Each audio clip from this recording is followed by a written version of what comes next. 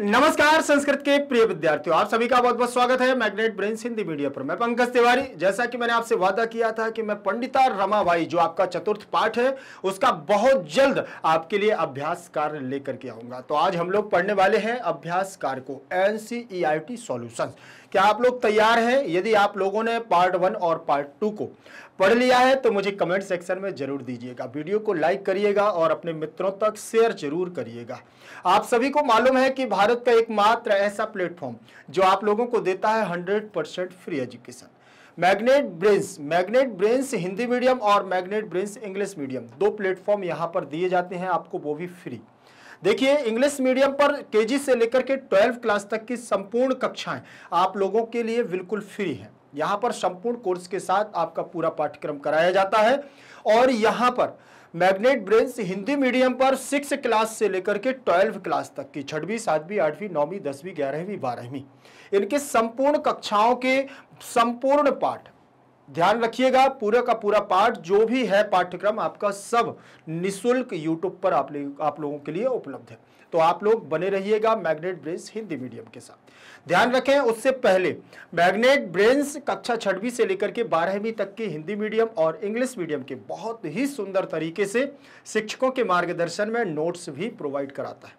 वो नोट्स जो आपकी परीक्षा में आपके बेहतर से बेहतर नंबर लाने में आपकी मदद करेगा। तो जल्दी से जल्दी नोट्स की भी जानकारी आप लोग ले लीजिएगा। नोट्स की जानकारी मिलेगी कैसे? आपको परेशान होने की जरूरत नहीं है, वो मिलेगी लिंक इन डिस्क्रिप्शन बॉक्स में। जिस वीडियो से आप मुझे देख रहे हैं ना, उसी के नीचे आप जाएंगे तो ई नोट्स और ई बुक्स दो आइकन मिलेंगे, उसकी संपूर्ण जानकारी आपको वहां से प्राप्त हो जाएगी। आज की जो हमारी क्लास है हम लोग उस पर बढ़ेंगे। चलिए, आज की क्लास रहेगी कक्षा 7वीं संस्कृत, पंडिता रमाबाई, चतुर्था पाठा, NCERT सॉल्यूशंस। ध्यान रखेंगे, आज की जो हमारी कक्षा है और वो अभ्यास कार्य की कक्षा है, तो आप लोग ध्यान पूर्वक इसको देखिएगा और एक भी प्रश्न आपसे छूटना नहीं चाहिए। और जिसने पार्ट 1 मतलब अनुवाद भाग 1 और अनुवाद भाग 2 को नहीं पढ़ा है वो जल्दी से जल्दी उसको पढ़ लेंगे, क्योंकि जब तक कहानी को हम लोग नहीं पढ़ेंगे, नहीं सुनेंगे, तब तक अभ्यास कार्य करने में मजा ही नहीं आएगा। तो आनंद के साथ अच्छे से नंबर लाना है, सारे क्वेश्चन आपको सॉल्व करने हैं, तो आपको जल्दी से जल्दी चैप्टर का एक्सप्लेनेशन पढ़ लेना है। पहले प्रश्न पर हम लोग चलेंगे। लिखा हुआ है एक पदेन उत्तरत। क्या लिखा हुआ है? एक पदेन उत्तरत, अर्थात एक पद के द्वारा आपको आंसर देना है। एक पद के द्वारा आंसर देने का तात्पर्य क्या है, इसका मतलब क्या है, तो वो मैं आपको बता दूं कि वन वर्ड आप लोग जानते हैं। वन वर्ड मतलब एक प्रश्न रहेगा, उसका एक ही शब्द में आपको आंसर देना होगा, उसे कहते हैं एक पदेन उत्तरत। एक पद के द्वारा या एक पद से उत्तर दो। पहला प्रश्न आपका दिया हुआ है, आप लोग बुक जरूर अपने पास रखिएगा। बुक से आप लोग देखेंगे तो बुक से मिलाते जाएंगे और आप उसका आंसर उसमें फिलअप करते जाएंगे, जिससे आप लोगों को बहुत मजा आएगा। पंडिता और सरस्वती इति उपाधिभ्याम का विभूषिता। पंडिता और सरस्वती दो उपाधियां हैं, किसको विभूषित किया गया है? ये उपाधियां किसको दी गई थी? आप लोगों को मालूम है कि जब भारत भ्रमण की बात आती है, अपने बड़े भाई के साथ रमाबाई भारत भ्रमण में जब उनके माता पिता और उनकी बड़ी बहन क्या हो जाती है, देहावसान, मृत्यु हो जाती है उनकी, तब वह अपने बड़े भाई के साथ भारत भ्रमण करती हैं और उसी समय वह कोलकाता में पहुंचती हैं। कोलकाता में उनकी संस्कृत की शिक्षा दीक्षा देखने के बाद लोग उन्हें पंडिता और सरस्वती के नाम से दो उपाधियों से विभूषित करते हैं, वही है रमाबाई। अर्थात यहां पर किसका नाम है? रमाबाई का नाम आएगा। ये पंडिता और सरस्वती नाम की दो उपाधियां जो हैं वो किसको दी गई हैं, किसको विभूषित किया गया है? तो उपाधिभ्याम का विभूषिता, तो का की जगह आपका क्या आ जाएगा? रमाबाई। कौन आ जाएगा? रमाबाई आ जाएगा। ध्यान रखेंगे, पहला प्रश्न आपका रहेगा जिसमें आंसर होगा रमाबाई। दूसरे नंबर के प्रश्न पर चलेंगे। रमा कुतः संस्कृत शिक्षा प्राप्तवती। रमा, देखिए रमा कुतः माने कहां पर, रमा के द्वारा, रमा ने कुतः माने कहां, संस्कृत शिक्षा प्राप्तवती, संस्कृत शिक्षा को प्राप्त किया। तो आपको मालूम है कहां पर प्राप्त किया? अपनी ही माता से संस्कृत शिक्षा को प्राप्त किया और जहां पर उनका जन्म हुआ, कहां पर जन्म हुआ था उनका? स्वमातु। ठीक, अपनी माता से उनका जन्म हुआ। तो कुतः रमा कुतः संस्कृत शिक्षाम प्राप्तवती स्वः मातु, अपनी माता के द्वारा उन्होंने शिक्षा को प्राप्त किया था और जन्म उनका हुआ था महाराष्ट्र में। क्या हुआ था? महाराष्ट्र में। समझ में आ गया? तो पहले का आंसर होगा रमाबाई, दूसरे का आंसर होगा स्वमातु। फिर लिखा हुआ है रमाबाई केन सह विवाहम अकरोत। अब मैं आपसे एक बात पूछूंगा कि मैंने आपको जब अनुवाद भाग 1 और 2 करवाया था तब मैंने आपसे कहा था कि रमाबाई के माता का, पिता का, उनके पति का नाम जरूर याद रखना। बोला था कि नहीं बोला था? तो आपको नाम याद रखना है। पिता का नाम अनंत शास्त्री, माता का नाम लक्ष्मीबाई, ठीक। और उनका विवाह जो हुआ था विपिन बिहारी दास जी के साथ हुआ था। किनका विवाह हुआ था? किनका? रमाबाई का विवाह हुआ था। और कब हुआ था? 1880 में। 22 साल की उम्र में उन्होंने विवाह किया था, ठीक है। फिर इसके उनका जन्म हुआ था 1858 में और मृत्यु हुई 1922 में। तो 1880 में विवाह नहीं, क्योंकि 1.5 साल बाद तो उनके विपिन बिहारी दास जी समाप्त हो गए थे। तो विवाह लगभग उनका हुआ होगा वही 20 के बाद, 1920 के बाद लगभग, ठीक है, क्योंकि 1.5 साल बाद विपिन बिहारी दास क्या हो गए थे? समाप्त हो गए थे। तो 1880 में उन्होंने प्रारंभ किया था क्या? संस्कृत दीक्षा लेने के बाद, संस्कृत का ज्ञान लेने के बाद भारत भ्रमण की खोज में निकली थी वो, ठीक। तो विपिन बिहारी दास के साथ में उनका क्या हुआ? विवाह। रमाबाई के सह विवाह अकरोत। रमाबाई किसके साथ विवाह करती थी? किसके बाद विवाह किया उन्होंने? किसके साथ विवाह किया? तो विपिन बिहारी दास के साथ में उन्होंने विवाह किया। इसके बाद अगला क्वेश्चन आपका दिया हुआ है, देखिए प्रश्न क्रमांक पहले का घ, कासाम शिक्षायै रमाबाई स्वकीयम जीवनम अर्पितवती।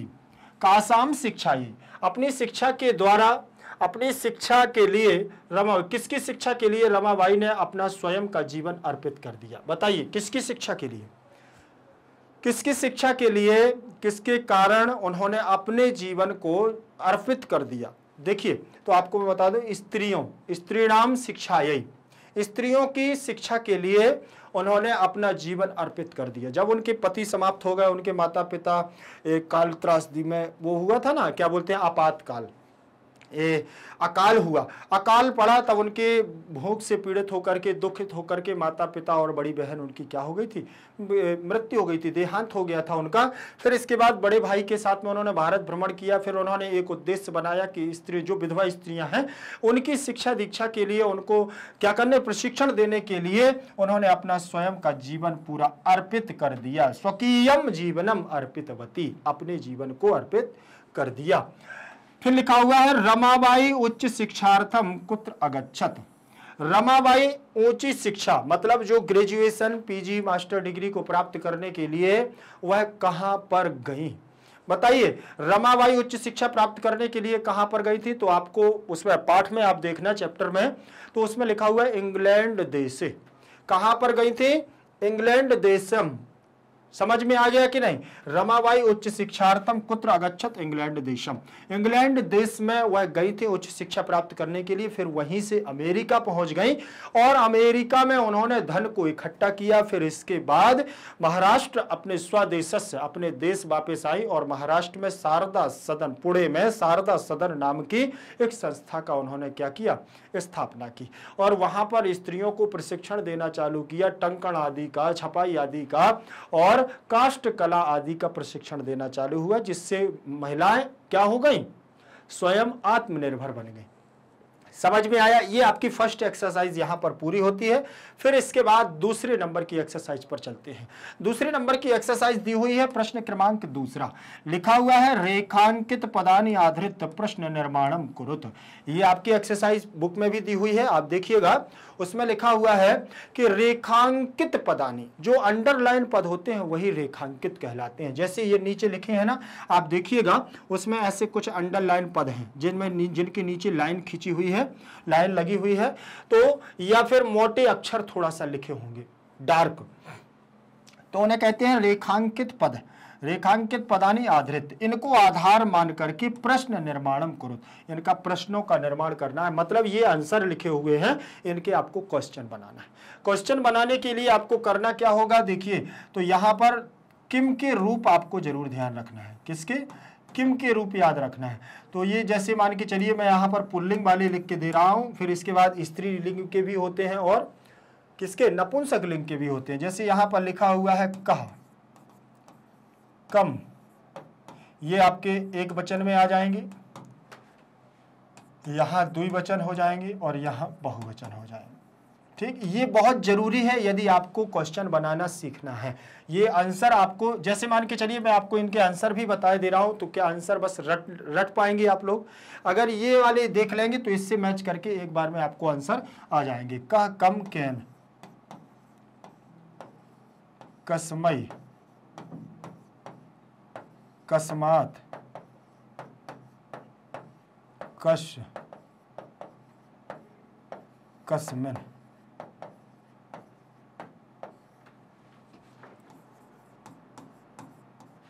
कौ, कौ, काभ्याम, काभ्याम, काभ्याम, कयोः, कयोः। फिर यहाँ आ जाएगा आपका के, कान, कई, केभ्या, केभ्या, केसाम, केसु। ये आपके यहाँ पर दिए हुए हैं, आप बस इसी से देखना है। जैसे अब यहाँ पर मैं स्त्रीवाची और लिख दूं, का, काम, कया, कस्यै,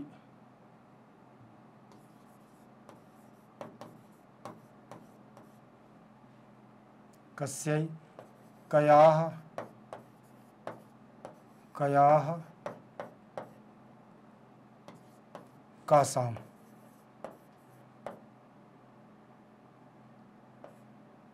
कास्याम। ठीक, ये आपके लिखे हुए हैं। यहाँ मैंने एक वचन बस के ही लिखे हैं स्त्रीवाची। यहां देखें जैसे ये लिखा हुआ है, रमायाः पिता समाजस्य प्रतारणाम असहत, ये आंसर लिखा हुआ है। रमा के पिता समाज की प्रताड़ना को सहते थे। किसकी प्रताड़ना को सहते थे? समाज की। जब उन्होंने देखा कि उस समय रूढ़िवादी प्रथाएं थी, मतलब वह कोई भी स्त्रियों को नहीं पढ़ाता था, वहाँ गर्ल्स, लड़कियों को, स्त्रियों को कोई पढ़ाना नहीं चाहता था। तो इन सारी चीजों को ध्यान में देखते हुए, और रमाबाई के पिता थे कौन? अनंत शास्त्री। उन्होंने अपनी पत्नी को पढ़ाया, लक्ष्मीबाई को। उन्होंने समाज की सारी रूढ़िवादी प्रथाओं को क्या कर दिया? एक साइड रख दिया और उन्होंने उनको पढ़ाना चालू किया। मत तो समाज उनको कहती थी, अरे देखो इनकी पत्नी पढ़ती है, जाती है, अकेले जाती है, ऐसा जाती है, वैसा करती है। तो ये प्रताड़ना कहती है। कोई प्रताड़ना का मतलब मारना ही नहीं है, मतलब लोग बातों से प्रताड़ित करते थे। तो प्रताड़नाम असहत, तो रमायाह की जगह क्या हो जाएगा? कयाह। षष्ठी विभक्ति का एक वचन रूप लगा हुआ है। ठीक, तो ये कस्याह लिखा हुआ ना, ये कस्याह और कस्याह, ये षष्ठी विभक्ति और पंचमी विभक्ति में तो ये लिखा हुआ है कस्याह पिता समाजस्य प्रताड़नाम असहत। तो कस्याम जो आया हुआ है, ये कस्याह आया हुआ है कहाँ का? षष्ठी विभक्ति का स्त्रीवाची का रूप आया हुआ है। कस्याह पिता समाजस्य प्रताड़नाम असहत। तो इस अंडरलाइन पद के नीचे आप कस्याह लिख लेंगे तो आपका ये क्वेश्चन बन जाएगा, प्रश्न बन जाएगा। ठीक है। फिर इसके बाद लिखा हुआ है पत्युः मरणांतरम रमाबाई महाराष्ट्रम प्रत्यागच्छत। पत्युः माने पति की, और मरणांतरम माने मरने के बाद, पति के मरने के बाद रमाबाई महाराष्ट्रम माने महाराष्ट्र प्रत्यागच्छत मतलब लौट आई। ठीक है ना। पहले वह कहाँ थे, कहां पर थी वो? इंग्लैंड देश में शिक्षा प्राप्त करने के बाद, और वहां पर अमेरिका चली गई जहां से उन्होंने धन एकत्रित किया, और हो सकता है कि वहीं पर उन्होंने विवाह कर लिया हो, ऐसा कोई पाठ में लिखा नहीं है। लेकिन जब उन्होंने वहां विवाह कर लिया होगा, तभी तो पति की मृत्यु के बाद वो कहाँ लौटी, महाराष्ट्र लौटी और उन्होंने शारदा सदन अपनी बेटी के साथ, मनोरमा के साथ वो महाराष्ट्र लौटी और पुणे में उन्होंने शारदा सदन नामक एक संस्था की स्थापना की।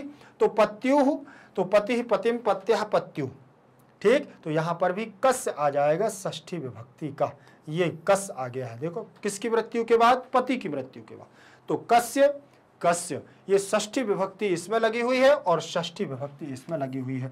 तो पत्यु की जगह आप क्या लिख लेंगे, कस्य लिख लेंगे, ठीक है। फिर इसके बाद रमाबाई मुंबई नगरे शारदा सदनम अस्थापयत। रमाबाई ने मुंबई नगर में शारदा सदन की स्थापना की थी, ठीक है। किसकी स्थापना की थी, शारदा सदन की, लेकिन कहां पर की थी, मुंबई नगर में। तो स्थान आ गया, और स्थान आया है तो संस्कृत का एक शब्द आता है कुत्र, ठीक है ना। तो आपको बस यहां स्थानवाची शब्द के स्थान पर कुत्र जोड़ देना है, तो ये आपका आंसर हो जाएगा। ध्यान रखेंगे, ये वाले आपके जो रूप लिखे हुए हैं, इन रूपों को आप लोगों को एक साइड में स्क्रीनशॉट करके रख लीजिए अपने पास और उनको नोट कर लेना, ठीक है। यहां तक समझ में आ गया। फिर इसके बाद अगला दिया हुआ है हमारा क्या,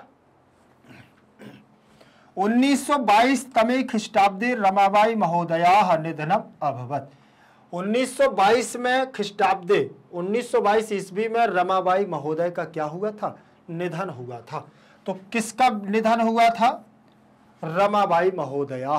तो कस्याह लिख दीजिएगा, कस्याह निधनम अभवत। देखिए ये कस्याह लिखा हुआ है और यहां पर भी कस्याह षष्ठी विभक्ति का एक वचन रूप दिया हुआ है।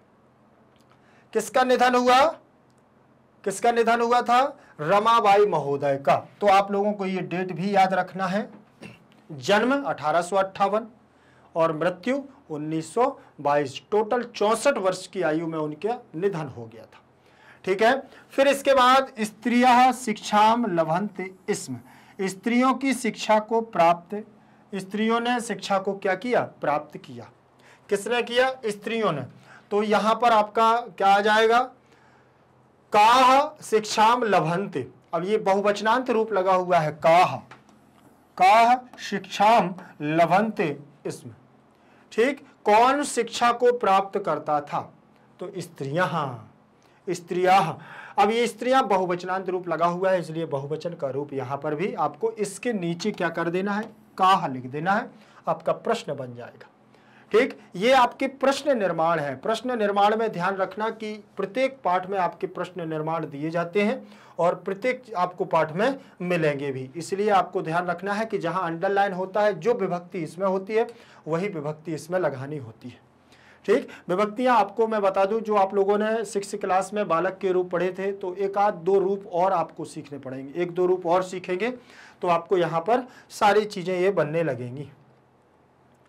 यहां पर देखिए प्रश्न क्रमांक आपका तीसरा दिया हुआ है। तीसरे नंबर के प्रश्न में क्या दिया है, ध्यान से देखना, प्रश्नानाम उत्तराणि लिखत, प्रश्नों के उत्तरों को लिखो। अब प्रश्नों के उत्तर कैसे लिखना है वो ध्यान से आप देखिएगा।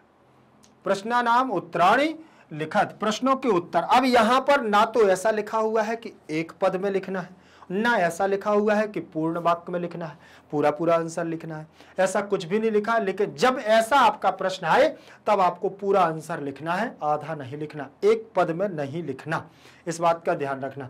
जैसे इसमें दिया हुआ है पहला प्रश्न, रमाबाई किमर्थम आंदोलनम प्रारब्धवती।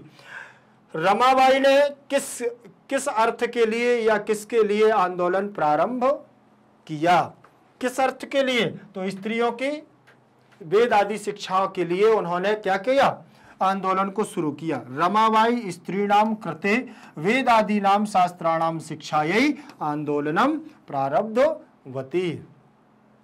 अब यहां किमर्थम जो लिखा हुआ है इसकी जगह आपको देखना है क्या क्या जोड़ा गया है। यहां देखिए, यहां पर जोड़ा गया स्त्रीणाम कृते वेदादीनाम शास्त्राणाम शिक्षायै, इतना पद आपको यहां बीच में जोड़ना पड़ेगा। ये तो आपने प्रश्न से लिख लिया और ये भी आपने प्रश्न से लिख लिया, तो ये पूर्ण वाक्य हो जाएंगे, ज्यादा नहीं है, कुछ बहुत ज्यादा बड़ा नहीं है।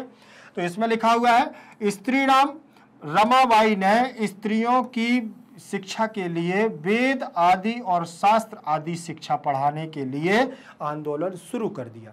आंदोलन शुरू किया और बहुत सारी स्त्रियों को इकट्ठा किया और समाज में क्या कर दिया, आंदोलन शुरू कर दिया। आपने भी देखा होगा बहुत सारे जब किसी चीज की मांग होती है तब आंदोलन होते हैं। वही आंदोलन यहाँ पर शुरू किया किसने, रमाबाई ने, कि लड़कियों को पढ़ाया जाए, ठीक है ना, स्त्री शिक्षा पर बल दिया, स्त्रियों के बारे में सोचा। फिर इसके बाद ख नंबर का प्रश्न है, निसहाया स्त्रियां आश्रमे किम किम लभन्ते इसमें। जो निसहाय स्त्रियां थी, निसहाय स्त्री का मतलब होता है बेसहारा, जिनको कोई हेल्प नहीं थी, ऐसी स्त्रियां, विधवा स्त्रियां, जिनके माता पिता भी नहीं है, जिनके भाई बहन भी नहीं है और जिनका पति भी क्या हो गया है, समाप्त हो गया है, पति की मृत्यु हो गई है, अब विधवा स्त्रियां हैं। उन विधवा स्त्रियों का कोई सहारा नहीं था। उनका सहारा बनने के लिए रमाबाई ने शारदा सदन की स्थापना की। और वही बात ये कह रही है कि जब शारदा सदन में स्त्रियां आती थी तो वो कहलाती थी निसहाय।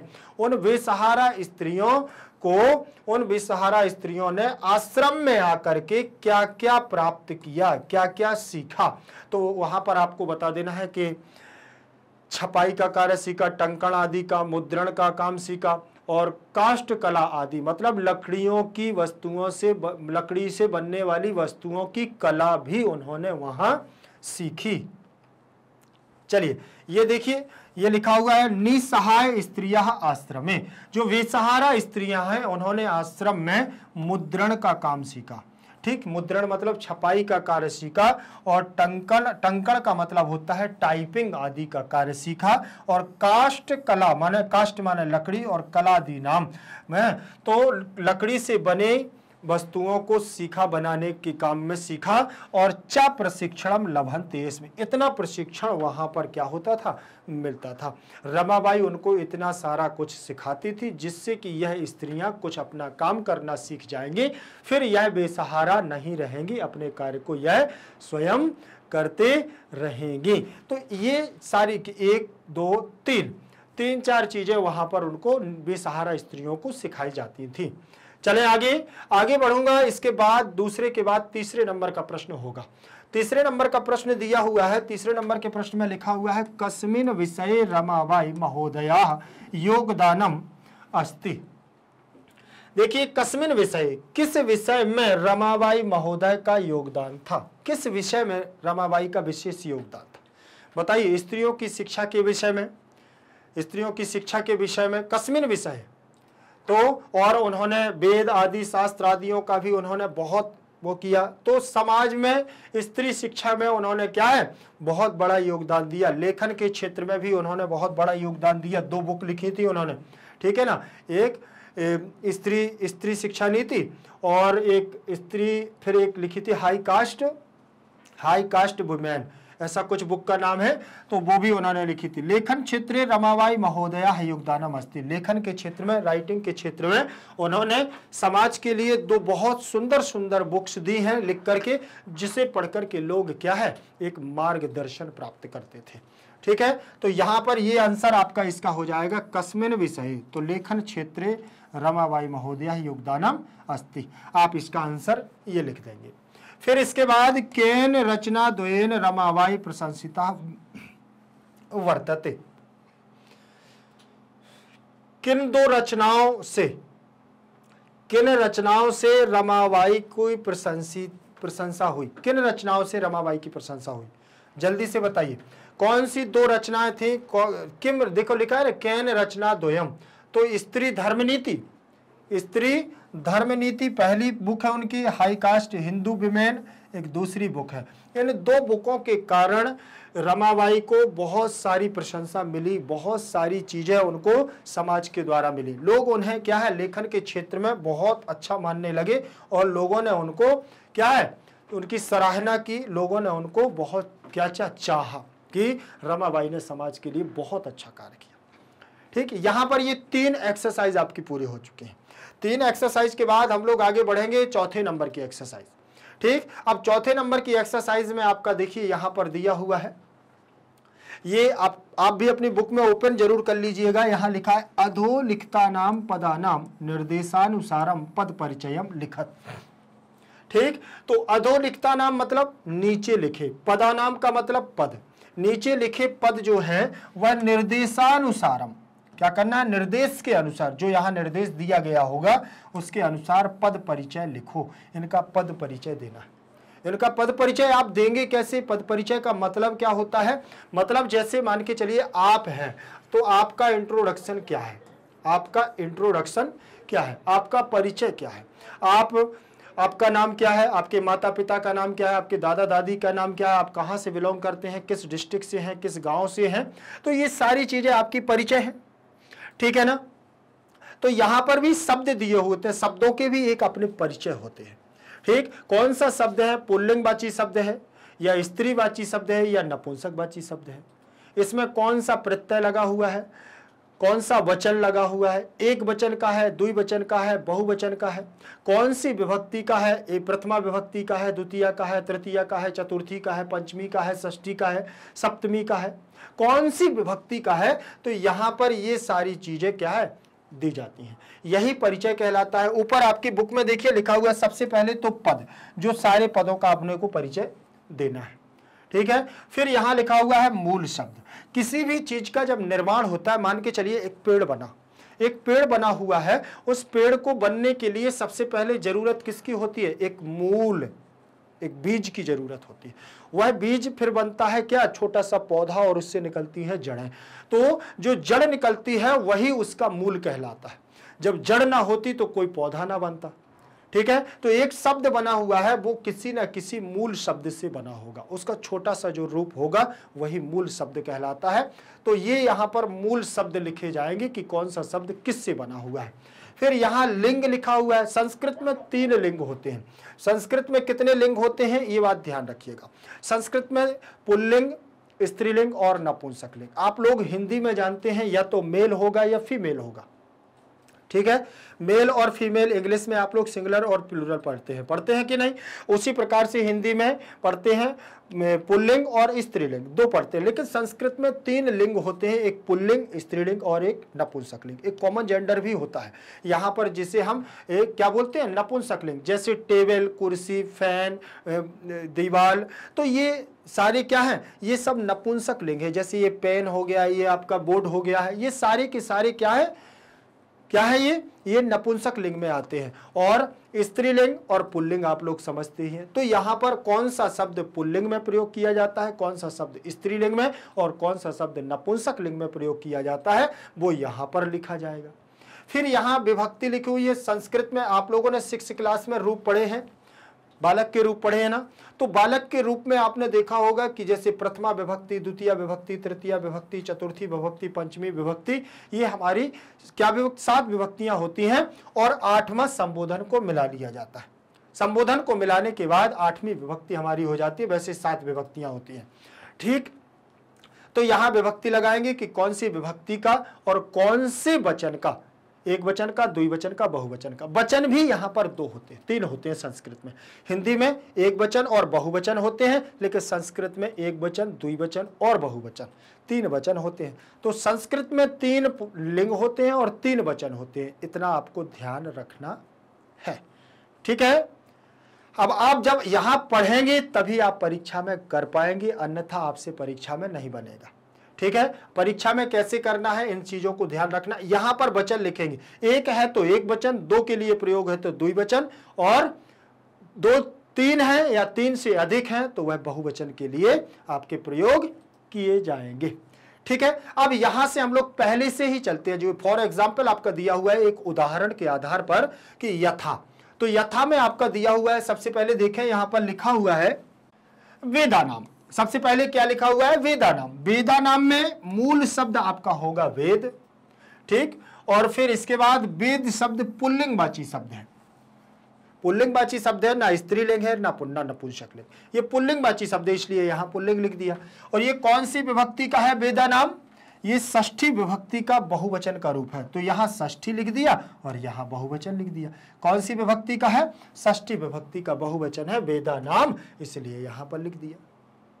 ठीक है, समझ में आया। अब यहां पर मैं बात करूं, जैसे पिता, पिता लिखा हुआ है, तो पिता पितृ शब्द से बना हुआ है। किससे बना है, पितृ। ये ऋकारांत पुल्लिंगवाची शब्द है, ऋकारांत पुल्लिंगवाची शब्द है। और ये कौन सी विभक्ति का है, प्रथमा विभक्ति का है। ये प्रथमा विभक्ति का है और एक वचन का रूप दिया हुआ है। किसका दिया है? एक वचन का। मैं आपको देखिए एक आपको बता दिया है, फिर अभी सारी चीजें मैं आपको बता दे रहा हूं। ये समझ में आ गया? पिता शब्द है, पिता पितृ शब्द से बनता है। इसके पितृ के ऋकारांत पुल्लिंगवाची शब्द है, इसके रूप चलते हैं। इसीलिए तो मैं कहता हूं कि आपको रूप भी सिखाऊंगा, क्योंकि ये एक्सरसाइज में आपके दिए हुए हैं। अगर मैं आपको नहीं पढ़ाऊंगा तो ये आपको कभी नहीं बनेंगे। रट तो लोगे आप, ऐसा नहीं है, रट लोगे तो हो सकता है परीक्षा में बहुत अच्छा करके आ जाओ, हो सकता है कि आपसे दिमाग से निकल जाए तो फिर ना बने। तो दोनों कंडीशन होती हैं। रट करके जाकर के बहुत अच्छा भी कर सकते हैं और हो सकता है दिमाग से एक बार निकला तो फिर दोबारा लौट करके आता भी नहीं है। तो ये दोनों कंडीशन है। बहुत अच्छी बात है, आप इनको मैं दोनों प्रकार से आपको बता दे रहा हूं। तो कोशिश करना है कि ये रूप वगैरह जब आपको ग्रामर पढ़ाई जाए तब आपको रूप जरूर सीख लेना।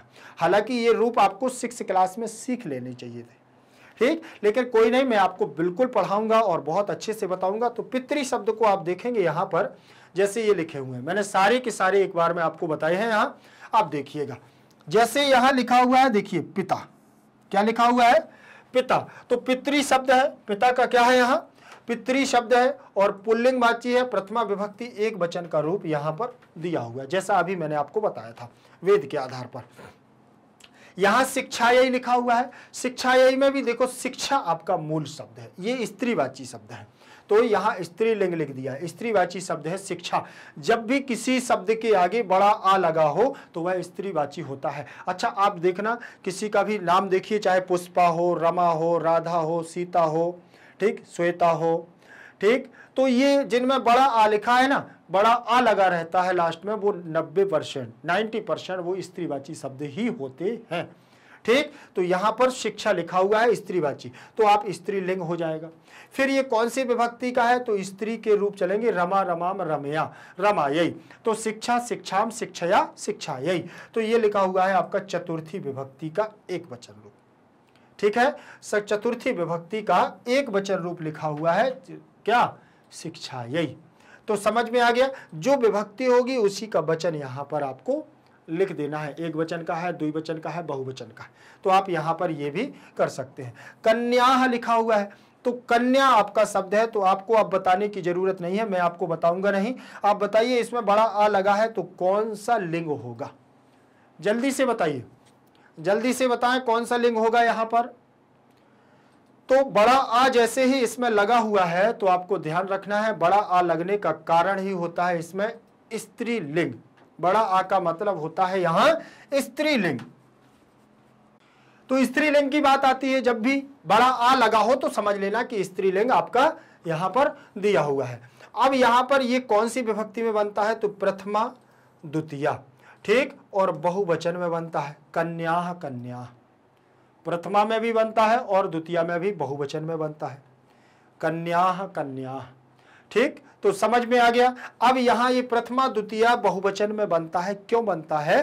लास्ट में एक वचन, द्विवचन और बहुवचन, ये बहुवचन दिया हुआ, ये प्रथमा विभक्ति, ये द्वितीय विभक्ति, इसके बहुवचन में यहां और यहां बनेगा कन्या कन्या, कन्यायाह कन्यायाह, षष्ठी सप्तमी में बनता है, यहां प्रथमा और द्वितीय का बहुवचन बनता है, दोनों में बनता है, इसीलिए दोनों यहां पर लिख दिए हैं, ठीक है। फिर इसके बाद दिया हुआ है आपका नारी नाम। तो नारी नाम में आपका मूल शब्द रहेगा नारी। नारी नाम में मूल शब्द क्या रहेगा? नारी। इसमें स्त्रीलिंग है और षष्ठी विभक्ति का बहुवचन रूप लगा हुआ है। षष्ठी विभक्ति का कौन सा रूप लगा हुआ है? बहुवचन का रूप यहां लगा हुआ है, ठीक है। फिर इसके बाद दिया हुआ है आपका मनोरमया। क्या दिया हुआ है? मनोरमया। तो इसमें मूल शब्द होगा मनोरमा। तो इसमें केवल ये दो शब्द थे पुल्लिंगवाची, बाकी सारे के सारे क्या है? स्त्रीवाची है। मनोरमा लिखा हुआ है तो मनोरमा भी स्त्रीलिंग का शब्द है और तृतीय विभक्ति का एक वचन रूप लगा हुआ है, रमा रमाम रमया, मनोरमा मनोरमाम मनोरमया, ठीक। तो ये तृतीय विभक्ति का एक वचन रूप हो गया। आगे बढ़ेंगे, इसके साथ हम लोग 5वें नंबर की एक्सरसाइज पर चलेंगे। 5वें नंबर की हमारी एक्सरसाइज क्या कहती है? देखिए लिखा है अधोलिखिता नाम धातु नाम लकारः लकारम प्रथमम वो पुरुषम वचनम च लिखत। नीचे लिखी हुई जो धातुएं हैं उनके लकार, पुरुष और वचन, इन सबको लिखना है। नीचे लिखी, अधो लिखे, अधा माने नीचे, लिखता नाम माने लिखी, नीचे लिखी, धातु नाम माने धातुओं की, लकारम माने लकार या काल को, पुरुषम माने पुरुष भी लिखना है, और वचन, चा माने और, वचनम माने वचन, लिखत माने लिखो, इनके लकार पुरुष और वचन लिखो। थोड़ा सा पहले आप समझ लीजिए, थोड़ा सा इतना सा मैं बता दूं आपको कि जो हमारे लकार हैं वो लकार आपको 5 पढ़ना है। सबसे पहले पढ़ना है लट लकार जो वर्तमान काल होता है, वर्तमान काल, और एक होता है आपका लृट लकार जो भविष्य काल कहलाता है, भविष्य काल। एक होता है आपका लंग लकार जो आपका भूतकाल का सूचक होता है। किसका होता है? भूतकाल, भूतकाल होता है। एक होता है आपका लोट लकार, लोट लकार जो होता है वो आज्ञार्थक कहलाता है। क्या कहलाता है? आज्ञार्थक। और एक होता है आपका विधिलिंग लकार। क्या होता है? विधिलिंग, विधिलिंग लकार होता है जो चाहिए के अर्थ में। ये आपको 5 लकार, आपको वैसे तो 10 लकार हैं, ठीक आपको, लेकिन 5 लकार आप सीख लोगे आपका काम हो जाएगा। तो यहां पर भी एक लकार जो होता है, जैसे लट लकार है तो इसके 3 पुरुष होते हैं, प्रथम पुरुष, मध्यम पुरुष और उत्तम पुरुष। ये 3 पुरुष होते हैं और 3 वचन, एक वचन, द्विवचन और बहुवचन, ये 3 वचन होते हैं। ध्यान रखोगे।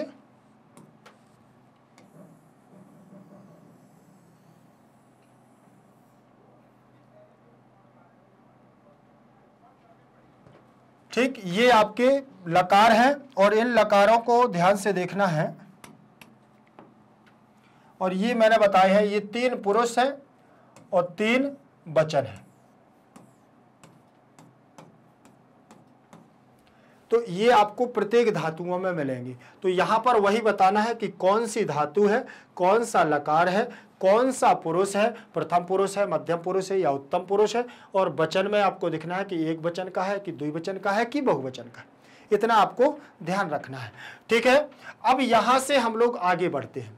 आगे बढ़ेंगे तो लिखा हुआ है जैसे आसीत में अस धातु है और लंग लकार भूतकाल का रूप है, प्रथम पुरुष एक वचन का रूप यहां पर दिया हुआ है, दिया है। तो इसी प्रकार से सारी धातुओं के आप रूप देख लोगे, जैसे यहां पर ये दिया हुआ है। देखिए ये लिखा हुआ है कुर्वंती। क्या दिया हुआ है? कुर्वंती। तो इसमें मूल धातु आपकी क्या है?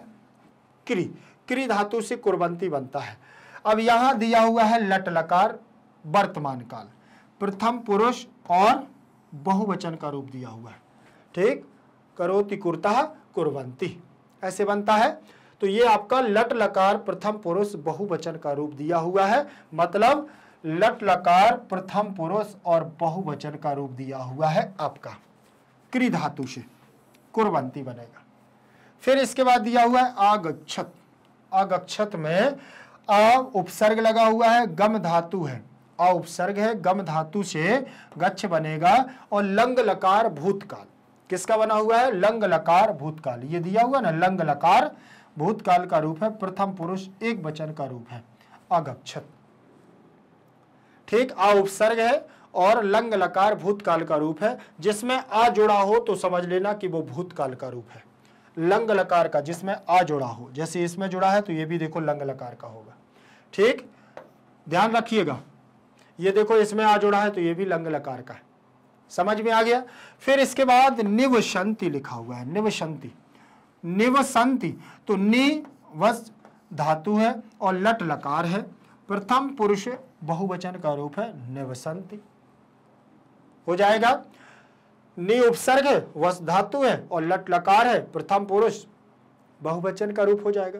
फिर गमिष्यति दिया हुआ है, तो गम धातु लृट लकार भविष्य काल। अब यहां पर एक बात ध्यान रखना कि जब बीच में आधा सा आ जाए तो आपको कुछ नहीं करना है। आधा सा आ जाए तो ये वाला लृट लकार जो दिया हुआ है ये भविष्य काल, ये आपको लगा देना है, आपसे बन जाएगा, ठीक। ये लृट लकार है तो इसमें आपको लृट लकार भविष्य काल बताना है, प्रथम पुरुष एक वचन। अब एक वचन द्विवचन बहुवचन के लिए थोड़ा सा आपको पढ़ना पड़ेगा कि एक वचन का है कि द्विवचन का है कि बहुवचन का, लेकिन कॉमन तरीके से आप इसको पता कर सकते हैं कि इसमें आधा सा लगा है, मतलब लृट लकार भविष्य काल का रूप है। समझ में आ गया? आगे बढ़ूं, फिर लास्ट में दिया हुआ है अकरोत। अकरोत में मैंने बताया कि आ लगा होगा तो लंग लकार, लेकिन करोत में क्री धातु रहेगी। ठीक, प्रथम पुरुष एक वचन का रूप लगा हुआ है अकरोत, क्री धातु लंग लकार प्रथम पुरुष एक वचन का रूप यहां पर आपका हो जाएगा। ठीक है, आगे बढ़ूं, उसके साथ आगे चलेंगे और देखिएगा आगे अगली एक्सरसाइज। 5th नंबर की एक्सरसाइज के बाद हम लोग चलेंगे 6 नंबर की एक्सरसाइज पर। 6 नंबर की एक्सरसाइज में क्या दिया हुआ है कि अधोलिखितानि वाक्यानि घटना क्रमानुसारन लिखत। उन्होंने कहा नीचे एक पूरी क्या लिखी हुई है, कहानी जैसी घटना लिखी हुई है जो आपके पाठ में आई हुई है। ठीक, जो पूरा पाठ का उसी में से इनको शब्दों को निकाला है, वो वाक्यों को नीचे लिखे हुए वाक्यों को घटना क्रम के अनुसार लिखो। मतलब जो सबसे पहले आया हो तो पहले लिखो और बाद में आया हो तो बाद में लिखो। पहले इनको एक बार पढ़ लेते हैं, फिर आप क्रम से आप लोग इसमें नंबर बताएंगे। जैसे लिखा है रमाबाई महोदया विपिन बिहारी दासेन सह विवाहम अकरोत। तो सबसे पहले पार्ट में रमाबाई का विवाह तो हुआ नहीं था, तो ये बीच का पार्ट है, अभी यहाँ का नहीं है, ये आपके बीच में आया हुआ है। फिर इसके बाद 1858 तमे ख्रीष्टाब्दे रमाबाई जन्म अलभत, तो ये आपका पहला मान लेते हैं अभी, क्योंकि 1858 में रमाबाई का जन्म हुआ। फिर सा उच्च शिक्षार्थम इंग्लैंड देशम गतवती, वह उच्च शिक्षा प्राप्त करने के लिए इंग्लैंड गई, ये भी बात सही है। तो थोड़ा रुकते हैं, पहले नीचे का पढ़ लेते हैं। 1922 तमे ख्रीष्टाब्दे रमाबाई महोदया निधनम अभवत, तो 1922 में रमाबाई का क्या हो गया, निधन हो गया। निधन हो गया तो ये भी लास्ट का है, शुरुआत में ही थोड़ी निधन हो गया था। सा मुंबई नगरी शारदा सदनम स्थापित, उन्होंने मुंबई नगर में शारदा सदन की स्थापना भी की। तो यहाँ पर उन्होंने ये भी जब वहाँ से अमेरिका से वापस आई थी तब उन्होंने ये स्थापना की। सा स्व मातु संस्कृत शिक्षाम प्राप्तवती, और वह क्या है, अब यहाँ से उन्होंने अपनी माता से शिक्षा को प्राप्त किया। अब यहाँ से चलते हैं, पहले नंबर पर 1858 में रमाबाई का जन्म हुआ, दूसरा, और उन्होंने अपनी माता से शिक्षा को प्राप्त किया, ये हो गया। फिर इसके बाद सा उच्च शिक्षार्थम इंग्लैंड देशम गतवती, और वह उच्च शिक्षा प्राप्त करने के लिए इंग्लैंड गई। अब इंग्लैंड के बाद फिर क्या हुआ, फिर उन्होंने रमाबाई महोदय ने विपिन बिहारी दास के साथ में विवाह किया, बिल्कुल किया। फिर विवाह करने के बाद फिर क्या हुआ, सा मुंबई नगरी शारदा सदनम अस्थापित, फिर उन्होंने लौट करके, जब वहां से उनके पति का देहांत हो गया तो वह लौट करके आई और उन्होंने मुंबई में शारदा सदन की स्थापना की। और लास्ट में 1922 में ईस्वी में रमाबाई महोदय का क्या हो गया, निधन हो गया। तो यहां से आप देखिएगा, ये आप समझ में आ जाएगा आपको। यहां पर लिखा हुआ है कि देखो 1858 में उन्होंने रमाबाई का जन्म हुआ और फिर उन्होंने अपनी माता से शिक्षा को प्राप्त किया। रमाबाई महोदय ने विपिन बिहारी दास के साथ में विवाह किया और वो उच्च शिक्षा प्राप्त करने के लिए कहाँ गए, इंग्लैंड गई। इंग्लैंड के बाद फिर वह वहीं से अमेरिका गई। अमेरिका से आने के बाद मुंबई नगर में उन्होंने शारदा सदन की स्थापना की और फिर इसके बाद 1922 में रमाबाई महोदय का क्या हो गया, निधन हो गया, निधन हो गया। अब यहाँ ये इस प्रकार से आपको यहाँ सीक्वेंस के साथ, क्रम के साथ आपको ये घटनाक्रम लगाने होते हैं। ठीक, जब तक हम लोग पाठ को नहीं पढ़ते हैं तब तक ये नहीं बनते हैं। पूरी कहानी हमारे दिमाग में आनी चाहिए, तब हम इसको अच्छे से कर पाते हैं। चलिए, यहाँ पर हमारा NCERT अभ्यास कार्य पूरा फिनिश हो जाता है। ठीक है, पूरा आपने यहाँ से कर लिया है, 6 की 6 एक्सरसाइज को कर लिया है। और यहाँ पर कोई भी एक्सरसाइज अगर आपको कठिन लग रही हो तो आप मुझे कमेंट सेक्शन में दे सकते हैं, उसका समाधान करके अवश्य आपको मिलेगा। ठीक है, तो बिल्कुल भी आप अच्छे से पढ़ते रहिएगा। बहुत जल्द मैं इसके आपके MIQ और MCQs वगैरह लेकर के आऊंगा अगली क्लास के साथ। लेकिन उससे पहले मैं आपको बता दूं कि भारत का एकमात्र ऐसा प्लेटफॉर्म मैग्नेट ब्रेन्स जो आप लोगों को देता है 100% फ्री एजुकेशन। 100% फ्री एजुकेशन का मतलब होता है निःशुल्क शिक्षा, जहां पर आपसे कोई भी रुपया पैसा नहीं लिया जाता है।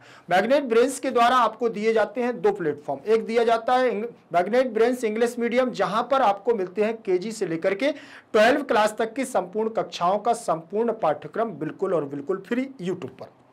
ठीक है, फिर इसके बाद मैग्नेट ब्रेन्स हिंदी मीडियम पर आपको 6 क्लास से लेकर के 6वीं क्लास से लेकर के 12वीं क्लास तक के Delhi board, Bihar board, MP board, UP board, Rajasthan board और सीबीएसई की हिंदी मीडियम और इंग्लिश मीडियम की संपूर्ण कक्षाओं के संपूर्ण पाठ्यक्रम बिल्कुल और बिल्कुल फ्री।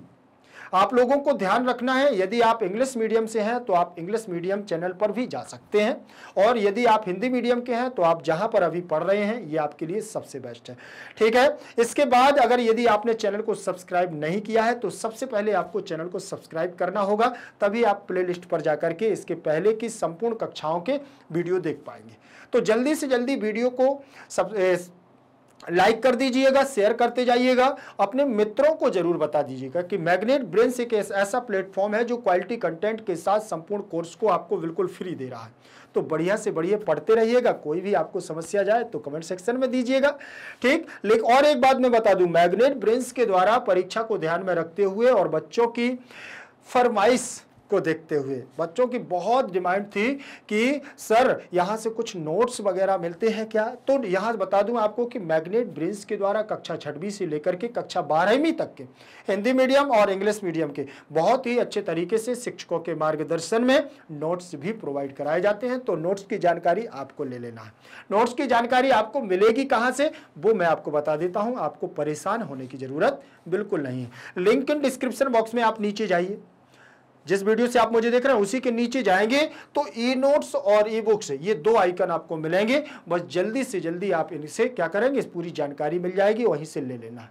और जो हमारे नए प्यारे बच्चे जो भी हैं उनको मैं बता दूं कि मैग्नेट ब्रेन्स को और मैग्नेट ब्रेन्स हिंदी मीडियम को आप दो जगह सोशल मीडिया के माध्यम से व्हाट्सएप पर भी प्राप्त कर सकते हैं, इंस्टा पर भी प्राप्त कर सकते हैं, ट्विटर पर भी, फेसबुक पर भी, टेलीग्राम पर भी, आप ये अन्यत्र जगह भी मैग्नेट ब्रेन्स से जुड़ सकते हैं। तो बिल्कुल बने रहिएगा मैग्नेट ब्रेन्स हिंदी मीडियम के साथ। बहुत जल्द मिलेंगे अगले वीडियो के साथ। जय तु संस्कृतम, जय तु भारतम।